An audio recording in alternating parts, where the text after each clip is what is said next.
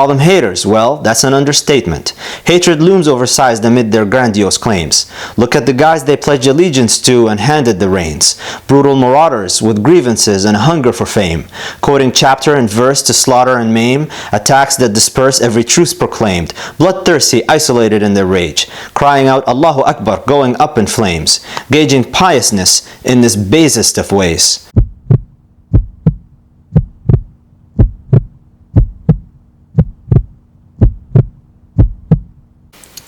Assalamu alaikum. Every couple of days we tend to have some major atrocity happen. Somebody who claims to be doing it in the name of Islam or whatever. Somebody who the news tells us that, look, it's radicalization, whatever that word means. And again, we roll out the apologies, we roll out the condemnations, we roll out the this has nothing to do with Islam and all of this jazz. You know, Einstein said something. If you do the same thing over and over again and expect different results, that's a sign of insanity. I'm sure I'm butchering the way that he said it, but now you get the message. Insanity is to repeat the same thing over and over again, expecting different results. Yeah, I think that's how he said it. So, if every time somebody, I mean, the way that we were doing it, most of our focus as Muslims in response to a lot of these tragedies is to just issue statements of condemnation. You know, we have the scholars speak out, we have us, you know, tweeting and Facebooking about it and saying like this has nothing to do with the religion or some form of that, some variant form of that.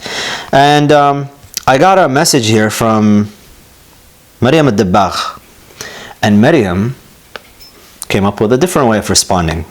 And this is the point of this. I would like you guys, whoever is watching this, if you happen to be an artist, or if you happen to know an artist, I'm going to read just a small section of the thing that she wrote, because she wrote a rap/poem in the style of Hamilton, reflecting on the recent tragedies. And I'm just going to read you a little bit of it, because I was reading it and there was parts of it, I was like, this is really good.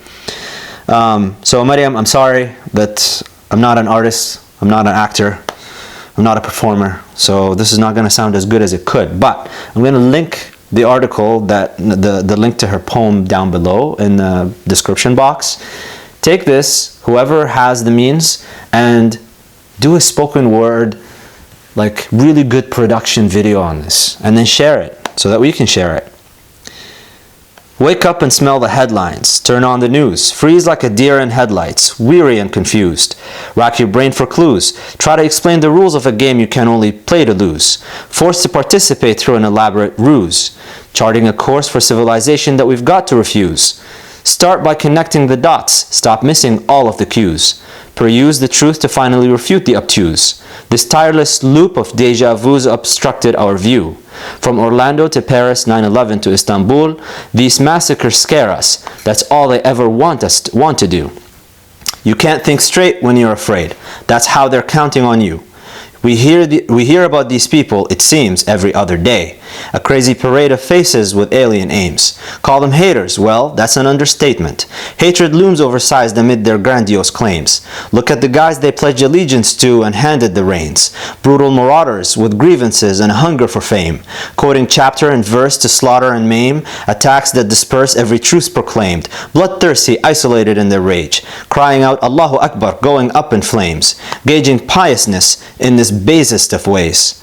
Toxic theology is a consequence, not a foundation. Ideology is just one part of an equation, involving history, politics, socialization, but nuances tend to get lost in translation. Simplified clarifications, preferred to complicated explanations, and with all this, no answer to those asking, how can we stop all this from happening?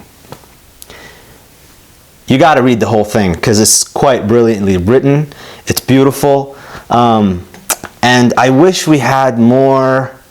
Instead of just issuing statements and tweets and things, more people do stuff like this that's artistic, because this stuff is really what will get, you know, a much greater media attention, much greater public attention. And for us as Muslims, when we put that foot forward, you know, some people don't want to condemn and rebuke and all this. No, you gotta kind of put your, you have to, if you don't speak up, others will speak up for you. If you don't tell your own story, others will tell your story for you. So, Mariam Ad-Dabbagh, thank you so much for sending this. I'm going to link this in the description box for anybody that wants to take the whole thing and actually do a production out of it. Please share this and let everybody know that we got some talent here. سبحانك اللهم وبحمدك أشهد أن لا إله إلا أنت أستغفرك وأتوب إليك. Assalamu alaikum. So, now you've seen some of the videos. I'm going to be trying to post these scattered thoughts, I'm actually going to call it, because they're just scattered thoughts, as often as possible. I'm trying to go for a minimum of 4 times a week, but I'm trying to build this platform on YouTube. So I'm hoping that if you enjoy this content, that you would subscribe, like, comment below, and share this video, and tell your mommy, tell your daddy, tell your pops, tell your grandpa, tell your grandma, tell everybody. If there is any benefit that can be derived from these, I would really appreciate it if you can spread it.